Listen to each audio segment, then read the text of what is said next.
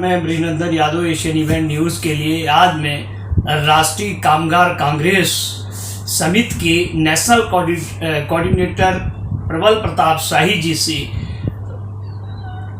कामगार मुद्दों पर कुछ मैं बात करना चाहता हूं, उसके अंश आपके सामने प्रेषित करूंगा। सर, हमारे चैनल में आपका स्वागत है। धन्यवाद, नमस्कार।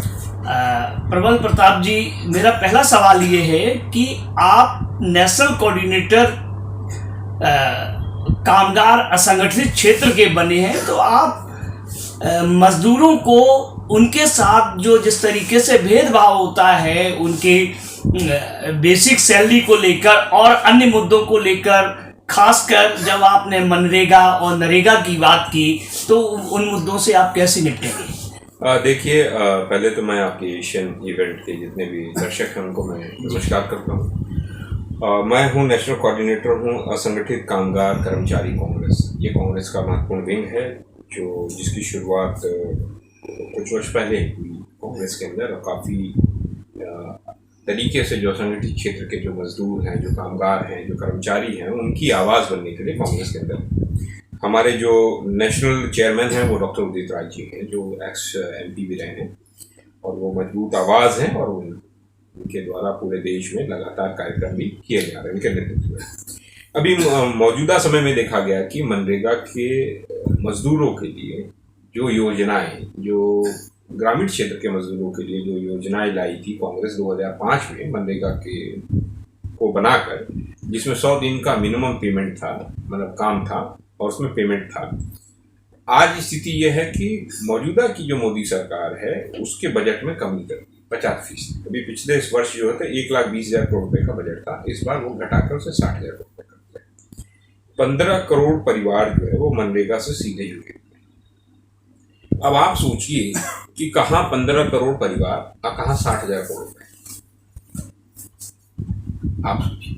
और वहीं पर हर वर्ष जो है 2.5 लाख से 3 लाख रुपए, 4 लाख रुपए बेल आउट प्लान सरकार दे रही है अपने कुछ मित्रों को। वो कौन मित्र हैं? उद्योगपति मित्र हैं।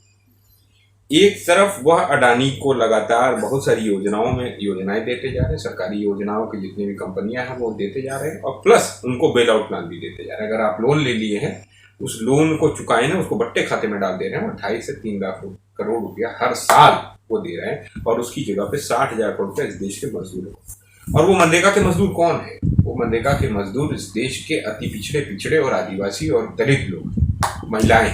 सर, आपने जब ये बात उठाई, आपने सरकार पर आरोप लगाया कि सरकार ने बजट कम कर दिया। ठीक है, बजट के साथ साथ सरकार का ये भी कहना है कि हमने जब बजट कम किया है तो दूसरी तरफ हम देश के 85 करोड़ लोगों को भोजन दे रहे हैं, उनमें मजदूर वर्ग शामिल है। जब मजदूर वर्ग शामिल है, उसको हम लोग बहुत स्किल लेवल पर बहुत अच्छा बनाने जा रहे हैं। तो कहीं आपको ऐसा नहीं लग रहा है कि सरकार का जो बजट कम करने के पीछे सरकार की सोच क्या है?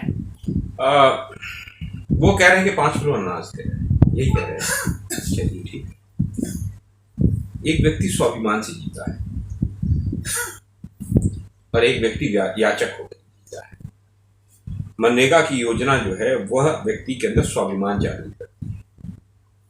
5 किलो अनाज जो है वो चाहते हैं वो याचक मत करें। राइट टू फूड है, लेकिन राइट टू फूड कब तक आप दोगे? राइट टू फूड के नाम पर आप याचक, आप अपनी तस्वीर छापते हो। वह जो काम करता है, काम के एवज में वो पैसा लेता है। मनरेगा के अंतर्गत उसके अंदर एक स्वाभिमान जागता है, आप उसके स्वाभिमान पे चोट पहुंचा रहे हो। नरेंद्र मोदी जी कोई स्किल्ड लेबर नहीं बना रहे हैं, कुछ नहीं कर रहे हैं। नरेंद्र मोदी जी इस देश की जनता को याचक की भूमिका में लाना चाहते हैं। इस देश के तमाम वह लोग जो लोग पलायन किए लॉकडाउन के दौरान, 2020 और 21 का वो कोरोना काल याद करिए आप, जब इन महानगरों से लोग नरेंद्र मोदी की एक नीति, गलत नीति, बिना सोचे समझे लॉकडाउन लगाना, और लोग करोड़ों की संख्या में लोग जो है विस्थापित हुए, महानगरों से गांव की ओर गए, तो उनको बचाने का काम किसने किया? उनकी आजीविका को बचाने का काम किसने किया? वो मनरेगा था। वो रीढ़ की हड्डी साबित हुई। और आज उसी मनरेगा को, जिसने उस समय आप कह रहे थे मनरेगा ने काम दिया, मनरेगा ने काम दिया, आज उसी मनरेगा को आप समाप्त करना चाहते हैं। आखिर क्यों? इसके पीछे कारण है। क्योंकि वो मनरेगा की योजना जो है वो है कांग्रेस पार्टी लाई थी, मनमोहन सिंह की सरकार ने, यूपीए की सरकार लाई थी, और उसमें महात्मा गांधी जी का नाम, तो उनको महात्मा गांधी जी से चिढ़ है और कांग्रेस पार्टी से चिढ़ है और इस देश के मजदूरों से। मैंने क्या कहा, उस मनरेगा के मजदूरों में जो कंट्रीब्यूशन है सबसे ज्यादा है वो दलितों का है, पिछड़ों का है, अति पिछड़ों का है, आदिवासियों का है और महिलाओं का है। नरेंद्र मोदी चाहते नहीं है कि उनके हाथों में पैसा है। नरेंद्र मोदी उनको स्वाभिमान से जीने नहीं देना चाहते। सर, इसी के साथ एक जुड़ा हुआ और सवाल है, जब 25 तारीख को आप सम्मेलन कर रहे हैं मनरेगा को लेके, तो आपकी प्रस्तावित उसमें क्या भूमिका होगी और आप किस तरीके के प्रस्ताव जनता के सामने, मजदूरों के सामने लाएंगे जिससे मनरेगा पुनः अपनी स्थिति में लौट आए? देखिए, अभी जो योजना है, इस योजना को चरणबद्ध तरीके से खत्म करने की योजना है सरकार की। इसलिए हम लोग मनरेगा को बचाने, हमारा नारा है मनरेगा बचाओ ग्रामीण भारत बचाओ। इस नारे के साथ हम लोग धरना प्रदर्शन कर रहे हैं 25 अप्रैल को जंतर मंतर पे। पहला, हमने बजट जो एलोकेशन कम हुआ है उसमें हम मांग कर रहे हैं पूर्णतः इनको बजट दिया जाए, जो इनको 100 दिन का काम है वह सुनिश्चित किया जाए। इसके साथ साथ जो उनकी पेमेंट्स रुकी हुई हैं पेमेंट्स दिया जाए। और भी जो कुछ और मुद्दे हैं, पता चला है कि बैंक के साथ उनको लिंक करने की बात है, आधार कार्ड, वो कहां तक आधार और बैंक कहां तक जाएंगे वो बताइए आप। एक मनरेगा का मजदूर जो 300-250 रुपया पाता है वो कहां बैंक जाएगा? बैंक कितनी दूर है गांव से? ग्रामीण अंचल में हर गांव तो बैंक के नजदीक नहीं न है। सरकार के पास कोई योजना नहीं है, सरकार इन योजनाओं को बंद करने पर लगी पड़ी है, परेशान करने पर लगी हुई है। सर, तो ऐसा नहीं लगता है कि सरकार इस तरीके से कुछ कठिनाइयां पैदा करके मजदूरों के सामने संकट इस बात का पैदा कर रही है कि अब आप अपने आप अलग हो जाओ? मैं आपको एक चीज बताता हूँ ब्रजनंदन जी, जो नीति आयोग की रिपोर्ट थी उसने कहा था कि 30 से 40% जनसंख्या को जो है शहरों में लाएंगे, अर्बनाइजेशन। कैसे होगा? जब वह लोग वहां से विस्थापित होंगे, जब बंधुआ विस्थापित होंगे तभी तो। विस्थापित करने के लिए सबसे बड़ी चीज है जिन जिन योजनाओं के माध्यम से उनको पैसा मिलता है बंद कर दो।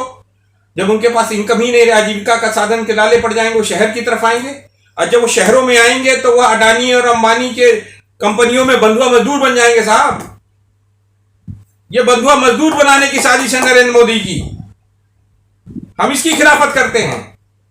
नरेंद्र मोदी लोगों को बंधुआ मजदूर बनाना चाहते हैं और उन्होंने सामंत पैदा किया है देश के अंदर, उसका नाम है अडानी। जिस सामंतशाही के खिलाफ कांग्रेस पार्टी लड़ी, जिस सामंतशाही के खिलाफ गांधी जी लड़े, जिस सामंतशाही के खिलाफ नेहरू जी लड़े, इंदिरा जी लड़ी, आज वो उस सामंतशाही को पुनः स्थापित करने का काम नरेंद्र मोदी कर रहे हैं और आरएसएस कर रही है। हम उसका विरोध करते हैं।